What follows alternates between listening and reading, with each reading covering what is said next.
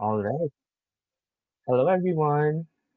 Yeah, welcome to the session of International Youth United in partnership with Engage Media on fostering youth collaboration during pandemic through free and open source tools. So yeah, just a quick introduction. Next slide, please. Okay, so essentially we will be talking about what is free and open source software, and then at the same time, the bigger topic of digital security and digital safety, especially when it comes to youth collaboration and doing campaigns and activities and projects, especially during the time of the pandemic, wherein we do most of our advocacy and professional work, even academic work, through fully online. So yeah, I'll be introducing my colleague from Engage Media. He is the Advocacy and Communications Director. Yeah, please welcome Red Danny. Red, are you there? Hi, can you see my video? Sorry. Yeah, Yeah, okay, great. all right. So just quickly setting up my sharing screen. Yeah, but maybe okay, great.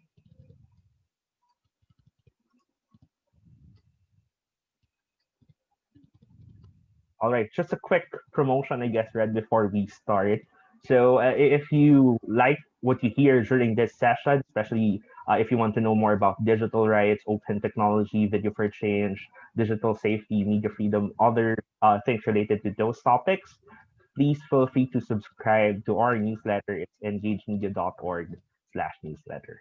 Okay, Thank you take it so away. much, Vino. So why are we talking about free and open source software as a tool for collaboration during this pandemic? Why don't we all just use what's available online? Like people would default most often to Google, Google Docs, Google Drive, Google Sheets, and so on.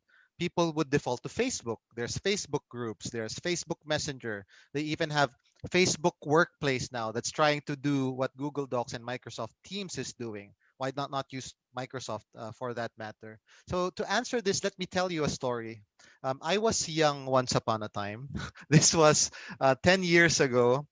I was an advocate for women's rights, reproductive health and rights in the Philippines, and we were fighting for a law that would make contraception, sex education, and related things accessible to everyone.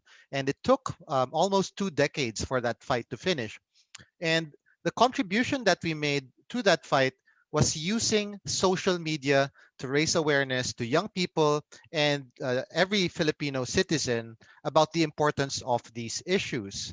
And because of that hard work, next slide, please, we even received the first major social media award in the country.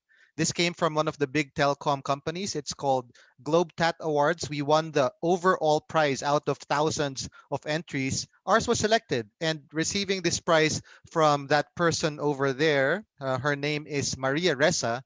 She is the director of Rappler, and I'm sure she's someone you're quite familiar with because she got on the news. She was found guilty of cyber libel, and for her, someone who once upon a time, like me, championed in an unqualified way the power of social media and all of these corporate tools to do good, for her to become in this state where she could go to jail for like 83 years or something like that, was what was written. Like, this is really a dramatic shift. And one other thing that woke me up to the reality that when we use these supposedly free tools, you don't pay money when you use Facebook, you don't pay money when you use Google. What you pay with is your privacy, your private information. There are consequences. And next slide, please, Bino. One of the most atrocious is a genocide that happened in Myanmar. So the military weaponized social media and used it to contribute to inciting violence towards the Rohingya Muslims. And this is horrible. And other things also happened, threatening democracies around the world. In the US, Trump won because of the use of Facebook in a weaponized way. In the Philippines, there's Rodrigo Duterte. Other populists around the world are also using social media in various ways. There's Brexit, and the list goes on. So maybe it's time that we consider alternatives. Next slide, Vino. And yes, I'll pass it to Vino. Hopefully, a lot of you have heard of this. Take it away, Vino. Okay, so for those who have subscription to Netflix or I guess heard the news for in the past few weeks, this film, The Social Dilemma, it kind of started a bigger conversation as to how these mainstream social media platforms are profiting from the data that we provide through their platforms, right? But yeah, it connects to the bigger picture of valuing our digital safety as we interact online. So for those who among you are able to view this, yeah, please let us know in the chat so that we can maybe elaborate on it later on as we go to the question and answer, the open forum. Yeah, if you want to start conversations about it. Okay, so I guess one good topic to start with for this session would be what actually is free and open source software. So as mentioned by Red, yeah, most of it you do not have to pay uh, for it, right? But when we say free, it also means that it kind of protects your freedoms or civil liberties in a way. So it lets you run the program as you wish, study how the program works, and change it in a way that it does computing as you wish. Free to redistribute copies of that program so you can help others. Uh, and then at the same time, distribute copies of the modified version of the program so that the modified version, assuming that it improves certain aspects of the program, uh, other members of the community can benefit from those as well. And Yeah. like what, yeah, and Yeah, I'll add about the open source part of it as well. As opposed to closed source software, such as Facebook, we cannot check what's happening in the background. Facebook has these proprietary algorithms, and nobody really knows what's happening. We can be manipulated, our data can be sent to third parties that we do not know. And when they promise us that they don't do such things, we'll have to take their word for it. And I don't trust them, and neither should you. That's why open source software is good, because third parties can really look at the source code and verify whether what's happening in the background is what's being promised on the front pages of their websites, Avino. yeah, definitely. So okay, so I guess at this point there's no need to argue as to how free and open source software can actually improve digital security, given that it gives you the level of transparency that you can actually check for yourself how the program works and maybe tweak it as you wish. It kind of gives you that kind of freedom that most mainstream platforms actually do not give, given the proprietary software that they're giving or letting us use. Maybe not really free, as mentioned earlier, because you know, uh, like Facebook and other social media platforms, there is a way that they benefit from us. So that's the use of our personal data and then uh, making targeted ads. Yeah. So, okay. So we're discussing about digital safety now, and later on we will go to the applications and software that we can recommend. But just a quick disclaimer that while you can improve bits and pieces of your overall digital safety by using the recommended tools and softwares later on, you cannot actually be fully digital secure in the long run just overnight with just an overnight uh, worth of work. So there needs to be a long term perspective when it comes to improving digital security. Yeah, and for organizations, for youth organizations, take for example, wherein it's more than one people that you need to consider, it requires buy-in and long-term commitment. So take for example, for now, give it, take for example, your youth organization is experiencing attacks online, or you're trying to address an issue that might be political in nature, you shift to uh, some more secure tools or applications. But later on, you forgot about it. So I guess you need to be aware as to committing in the long run. And yeah, while it is mentioned that some of the free and open source software that we will mention later on are mostly free. Of course, some shift to more secure uh, habits or practices might take resources. Though I guess based on experience, it's definitely lower than the premium versions of the mainstream softwares and applications available out there. All right. And at the end of the day, the purpose why we want to put this forward is because, especially during the pandemic, wherein we're doing advocacy work, professional work, and academic work, mostly fully online, we want you to be safe while doing efficiently doing your advocacy work.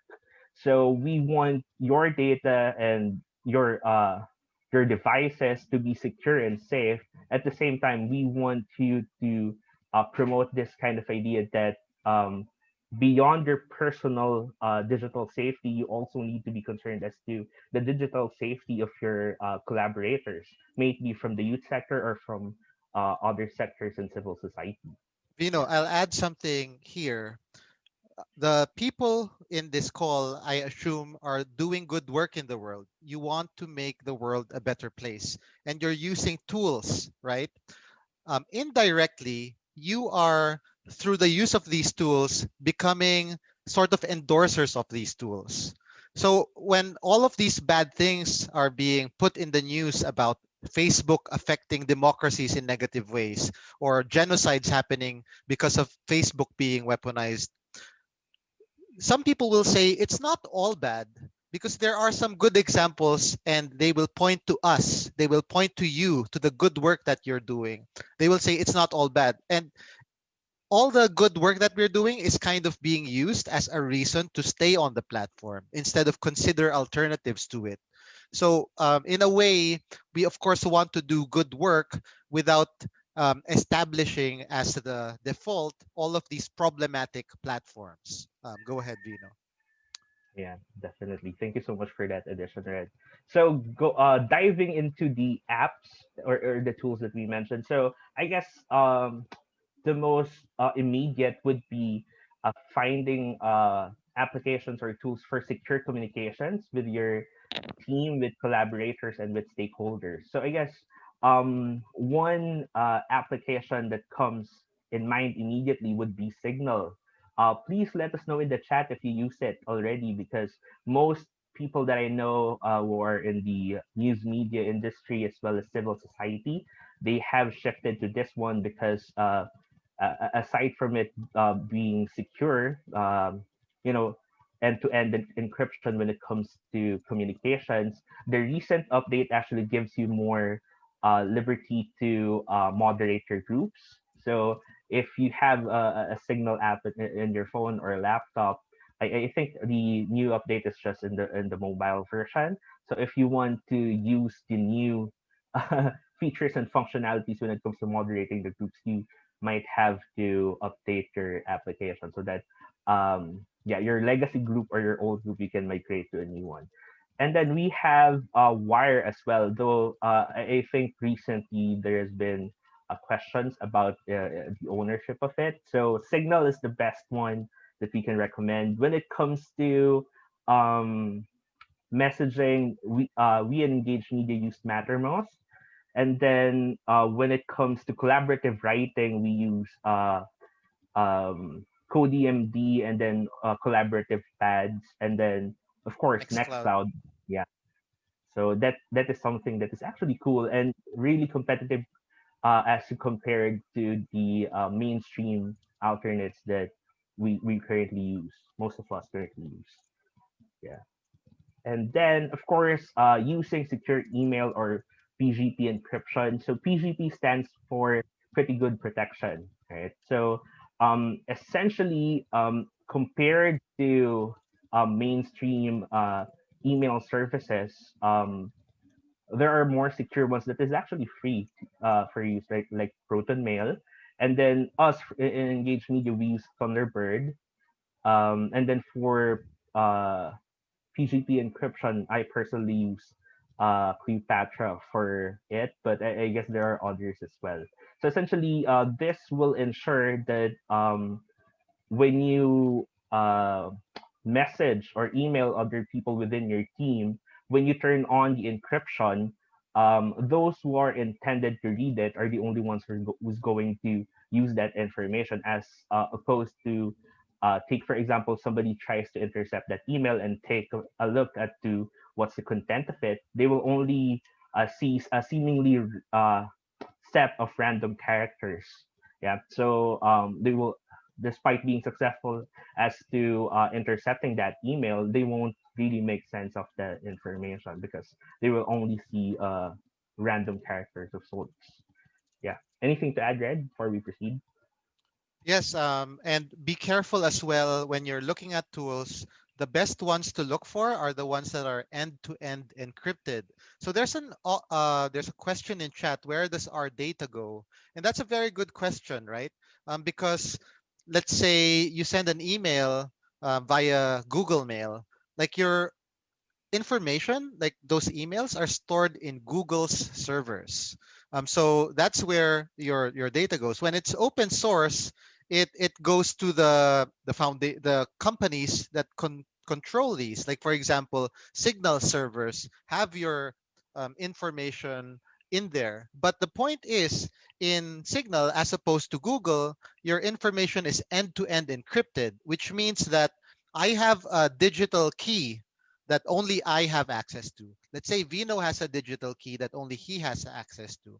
When we send emails between us, it's only the two of us who are able to read that. While in Google, like anyone in Google can snoop around and really check your messages for not only information. That's not the only thing that you have to protect. There's also the metadata there, Yeah. and that's why Mhm. we want, of course, to trust our information with more trustworthy organizations, and Signal Foundation is one of them. They are not a for-profit foundation. They're a foundation that's non-profit, and they get grants, they get donations, and so on, because their mission is to provide safe and secure information. Whereas Google, they're an ad-funded corporation. And it's really all about the bottom line for such corporations. They want to make a profit.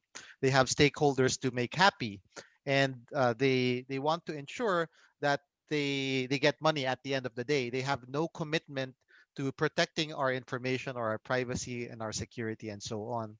So this is also the reason why, for example, WhatsApp, right?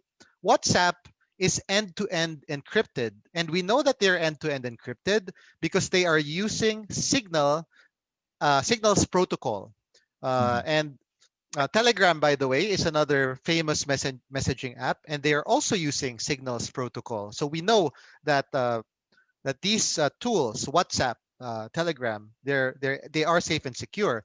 The difference, though, is that when you use WhatsApp, you are trusting Facebook to store your information in a safe and secure way, while if you're using Signal, you're trusting the Signal Foundation.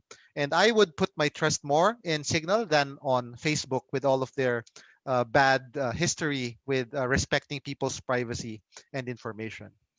So I hope that answers Isabel's question. And I hope it also answered the question about sustaining themselves. So they are grant funded, they are donation funded. So if you want to make a donation, you could go to the Signal website. Yep. Okay. Yeah, and Red mentioned about metadata. So as to Signal, they as much as possible they collect very minimal metadata as compared to the mainstream versions of the platforms for Yes. this stuff. Let's Yeah. use WhatsApp for example. WhatsApp is trying to build this ecosystem of all of the Facebook owned apps. That Mhm. includes WhatsApp, Facebook, Instagram, most recently Oculus, and so on. These are the big ones, at least. And all of your information across these channels, they are being used to create this very clear profile of you. And not only that, there are third party data kinds of corporations who Facebook buys extra information from. So they really want to make a very clear picture of you. And the most innocent, I mean, I put that in quotation marks, innocent use of this is so that they can target you with relevant ads, right? But who knows what else they're using this for? Like I said, like we can't really verify because their systems are closed source and proprietary. And this is the problem with these business models. Go ahead, Vino. Okay. So yeah, secure file sharing. We also use Nextcloud for that. So that is something to check out.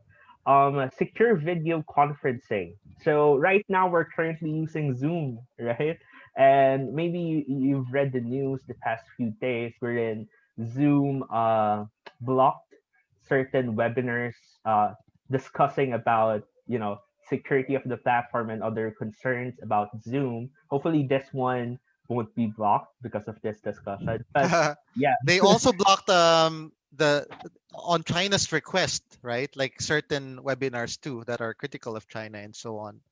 So yeah, that's the problem with these closed source software. And remember when Zoom first became popular, like there was a lot of noise about these security holes, these gaps in the security and privacy of Zoom. And lately, like that's had a good effect. Like they've implemented at least a transport layer kind of encryption, which is not really truly end to end. But still, it points to the fact that people are becoming more and more aware of the importance of privacy and security. And Zoom is at a much better place now than it was when it first became famous when the start of the pandemic happened. But still, there are alternatives. Vino is mentioning a very strong one. Go ahead, Vino. yeah. So you might want to check out Jitsi Meet. So it's definitely free and it's quite easy to use. Some of its functionalities are very competitive to that of Zoom. So screen sharing options, and then when it comes to the other functionalities, actually Jitsi has that as well. So for most nonprofits and civil society organizations that I know, they had started using Jitsi more. And then we also have Big Blue Button. So something that you might want to check out for your organization as well. Yeah. Okay, browser security. So I want to mention one good. Of course, we have Tor browser, right? Which is really the best choice, though it's a bit slow when it comes to speed. It's the best level of security that you can get from a browser. But you also have Brave, wherein you have an option to use a non-Tor browser and then a Tor browser within that yeah, so just you need to open a new tab of sorts.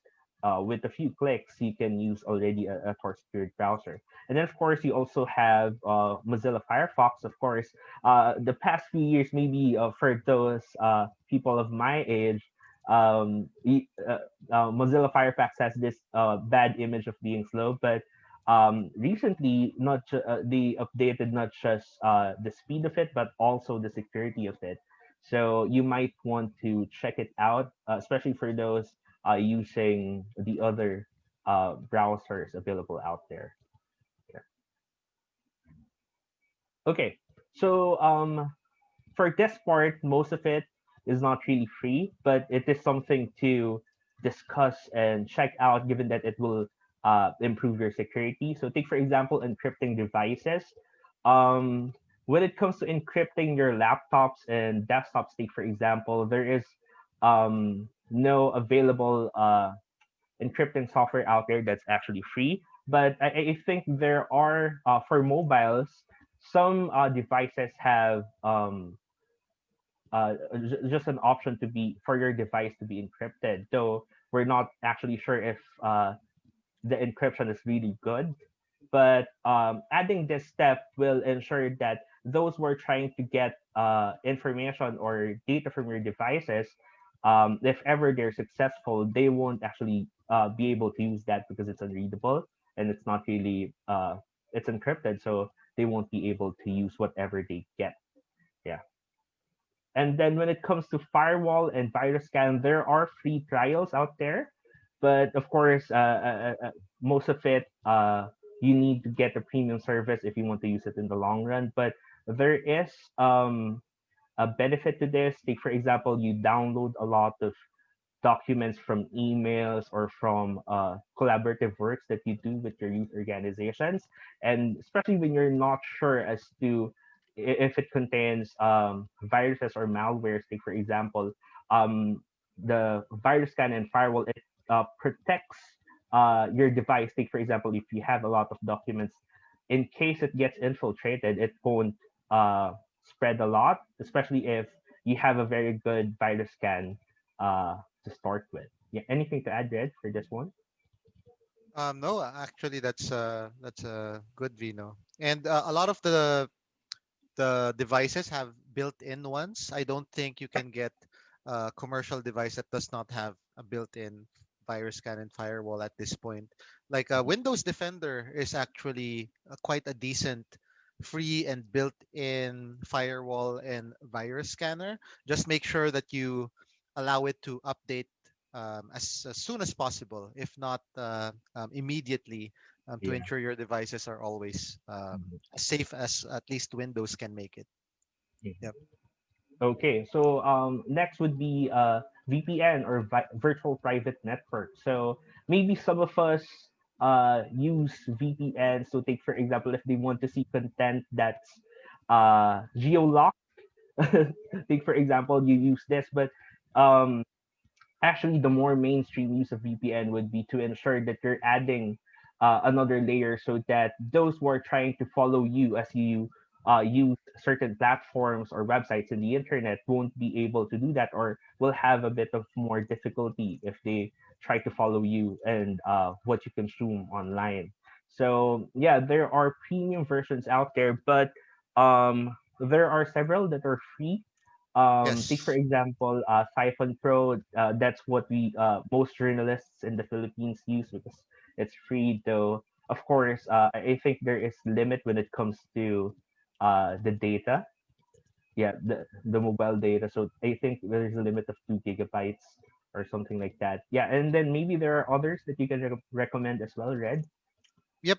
Rise Up VPN is another one that a lot of partner organizations use as well. So these VPNs, they're not for the purpose of the watching of Netflix and stuff like that. For those, you would want a commercial one, such as ExpressVPN. But the thing here is, like I mentioned in the example of WhatsApp, where even though WhatsApp is running on Signal's protocol, you will still ultimately have to trust Facebook. When you get a commercial VPN, you would still have to trust this commercial organization with your browsing data. So it's kind of like you pass the responsibility of the browsing information that you have from your internet service provider over to your VPN provider, and hopefully you really get to study like this VPN provider, like if they have a commitment to privacy, if they have a good track record, and so on, because ultimately they're an external organization, and you'll be trusting your information with them. But if you really want to be very safe, like get a VPN provider such as the one that I posted the link to, the Rise Up VPN, because they're definitely an organization that values privacy and private information. Go ahead, Bino. Okay, and then just quick habits to change. Take for example, it would be wise to turn on two-factor authentication, especially when you have social media accounts and I guess even email services. Take for example, it would be wise to turn this on so that those who try to access your accounts would have much more difficulty because of this one. And then increasing password strength. So take for example, if some of your passwords is just the name of your pet, or the name of your the middle name of your mother. Take for example, you might want to change that. And yeah, I think most websites nowadays, when you're creating an account, they will say that your password strength is low or medium. So yeah, aside from that, there are also resources online that will give you advice as to how to strengthen your password. Yeah. Okay. Yep, I So posted the link to a password manager. Like I highly recommend considering password managers, and even learn about password making systems so that you like make passwords that are easier to remember and type and more secure. I'll post a link to one such system. It's called Diceware, Mhm. and it allows you to um, not using any tools. Like you can use just a set of dice. Like that will Okay. be helpful as you create new passwords for yourselves. Go ahead, Vino. Yeah. And then focusing on the making it a long-term commitment when it comes to digital security, it would be wise to ask the following questions when you're assessing the digital safety and the changes you want to make. So take for example, you should ask, what do I want to protect? So take for example, you're collecting data related to marginalized sectors or communities. Take for example, your organization keeps data or information that might be sensitive. And then, of course, your messages. Like, for example, your notes from planning meetings. Take, for example, you might want to assess what data or information do you want to protect, and then who do you want to protect it from.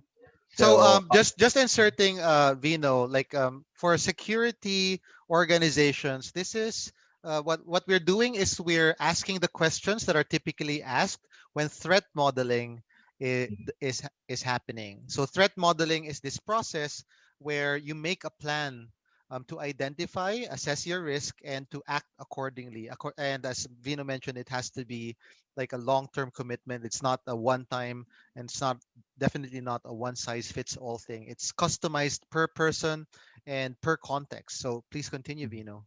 yeah, so yeah, who do I want to protect it from? Take for example, the work that you do kind of intersects with interest of uh, other groups, I guess. May it be government or corporate interests, take for example. So maybe you would want to list that down as to what Red mentioned is threat modeling. How bad are the consequences if I fail when it comes to protecting that data? And then how likely is it that I will need to protect it? So of course there are the historical context kind of figures here. Take for example, so in our case in the Philippines, take for example, it has been recorded and reported that there has been digital attacks or at least monitoring from state actors. Take for example, so that kind of context actually is something that will be beneficial in answering this question. And then, uh, yeah, sorry. How much trouble am I willing to go through to try to prevent potential consequences? So, of course, that means, yeah, improving your digital security in the long run will definitely take effort and commitment, as mentioned before. So, yeah, that is something that you can answer as to how much changes are you willing to do just to ensure protection, not just of the data that you collect, but of course your collaborators and stakeholders as Yeah. well. So this question, this is meant to be very practical because let's say there is a step that will make your data or your information 99% secure, right? Let's say there is this step. But if it's too much of a hassle for you to do this step every single time, every day, 7 days a week, 30 days a month, then you are better off sticking with an 80% good enough solution that you're willing to go through every day. So this is a personal question, and people will have different answers to this. So you really have to consider all of these things and be very practical about it. So like I mentioned, better to go with a good enough solution than a better solution that you won't end up using in the long run. Yeah. Go And ahead, you're not Vino. able to maintain in the long run. Yeah, Yeah, definitely. yeah. And then, of course, given those questions and all the discussions, as I'm asked already to wrap up, pushing for network shift to to safer digital tools. So it's nice for a personal level of improving your digital safety and within your youth organization or formation. Take for example, but it's also better if you introduce this concept to your collaborators and stakeholders, because of course you'll be interacting with them. And take for example, you're trying to use safer tools like Signal, take for example, and they're not willing to actually shift to that. That might be a problem. So I think one of the things that I remember most when it comes to this part would be your the strength of your digital safety would be only as strong as the weakest link within your network. So that is something to definitely consider. And then including digital rights in advocacy lens. So of course, given now that not just during the pandemic, but definitely after this, a lot of the work that we do involves digital or online aspects, and there is an intersectionality definitely when it comes to the core advocacy that we have, and then the advocacy of digital rights or ensuring safety of people while they use the internet or online tools and platforms. So it might be worthy to check out how your advocacy, like women's rights, LGBT rights, human rights, and freedom of information, access to info, take for example, would intersect in the advocacy of digital rights, and highlight those aspects, because given that we interact a lot online, we need to make sure that we put forward timely issues that are related to our advocacy and that is related to digital rights. Do you want to add anything, Red? No, I agree. These are all intersecting, especially as many people are coming online for the first time, and some of them are not too aware of the implications of coming online. Like it's upon us human rights defenders to look at how all of these issues are interrelated, because one way or another, I promise you, digital rights will figure more strongly in whatever kind of work we're doing, in whatever kind of issue. Okay. So for those that want to learn more about digital hygiene, safety, security, once we get access to your emails, we will be no, like once we got copies of your email addresses from the summit organizers, given that there is an option to RSVP via the website, we will definitely send you these resources. Take for example this one, Digital Hygiene 101. And then if for those curious about the criticism on Facebook and then the alternatives like uh, Fediverse, yeah, Yes. you, you can check out this. We will be sending the links via email. Okay, and then again, if you like that content and you want to learn more about digital rights and safety, Digital for Change, Open Tech, please feel free to subscribe to our newsletter. Okay, at this point, maybe we can answer questions, right? Yes. Thank you so much, Vino. And the floor is open. I have actually been answering questions in the chat. Thank you so much to everyone who did ask your questions. This is a quite broad topic, really. And hopefully, this becomes an ongoing conversation for you. After this, please feel free to browse online, search about privacy and security, search about free and open source tools, and so on. And as a first step, if you do not have Signal installed on your mobile devices yet, or even on your desktop, because it's already available for your desktop or laptop, please do consider trying out the Signal secure messaging platform just as a first step. And yeah, let's read the questions in the chat, Vino. Okay. Um, yep. Um, most of the questions I see are already answered, but maybe how to fight online surveillance and censorship in today's world that is festered with technology. This is Ah, somebody there from it is. yeah. Yeah, that is quite a broad question, and that will take some time to answer. But I let me just say that it takes a lot of small steps. Like it's not one big campaign that you do and then it's over. Surveillance, the problem of surveillance is done. It has to come from a lot of people doing a lot of small things and over a long period of time. And hopefully, we start to shift the balance because too many people are not aware. First of all, it's not like they're trying to be under surveillance. It's just that they don't know. They have um, a sort of lack of understanding of the implications. Like they browse online, they answer let's say BuzzFeed or whatever kind of survey, like what kind of Netflix show are you? And then you put in so many information about yourself, and it's Yeah. cute. Or you do a face swap. What would I look like if I were a man or a woman, or if I were very old, or if I were a baby? Little do they know, they're giving these facial recognition platforms so much information about what they look like. Yeah. So like we have to start very small, and little by little, hopefully we shift the society and community to more awareness of privacy and security. Yeah. Red, maybe we can discuss TikTok. Yeah, because it's something that's very popular nowadays. With young people, yeah, for sure. TikTok is one of those closed software that I was speaking about earlier. It took some reverse engineering from some software developers to find out that TikTok was sending so much information to China, and that's not in the terms of service. Like there was Yeah. no, yeah, there was no clue that this kind of information sharing was happening until someone reverse engineered it. So yeah, you have to be very careful as well. And like I said, innocently, this could be, I mean, innocently in quotation marks, this could be just to give you more relevant advertising and get more money from you.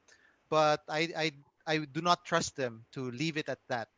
It could be used for cyber warfare, which is something that the Philippines has recently experienced. We got some troll farms targeting the Philippines, trying to change the way we think to be more agreeable to the Chinese government's sentiments. So, who knows if what you're doing on TikTok is being used in such a way? Mhm. Yep. Yeah, I guess given that we only have 2 minutes left, so maybe I can ask a question to you, Red. Go So, for it. what advice or tip you can give to the youth as to how to amplify the voices of those digital rights advocates and advocates of digital rights and safety, uh, especially when it comes to the circles within the youth sector? I think we will have to go a bit more personal this time. Like social media became a shortcut for many people. Like they would just post something and hope for hundreds and thousands of likes, like that wish of virality or of trending. But I think we have to go back to the basics, like having conversations instead of posting a link online, like a broadcast. Try sending an email, a personal one, to someone that you have lost touch with or want to interact with. Try having a conversation face to face via video chat, sure, and explain, really. Try to organize a webinar or a talk or a presentation. These kinds of ways, I think, are the better ways in the long run. And we avoid over reliance on these big tech platforms, Twitter, Facebook, and so on. Yep, that's it. That's the advice that I can give for now. All right. I guess that's it for this session. Thank you so much, Red, for sharing your insights. And yeah, for those who attended this session, you're also invited to attend the next one, which is about advocating for freedom of information during the pandemic. So you will also see me in that session along with other youth leaders from different parts of the world. So I hope you stay, and then while waiting for that session to start, we will be playing a video from Engage Media about artificial intelligence and its context in the Southeast Asia. So yeah, thank you so much everyone for attending and see you in the next session. Bye.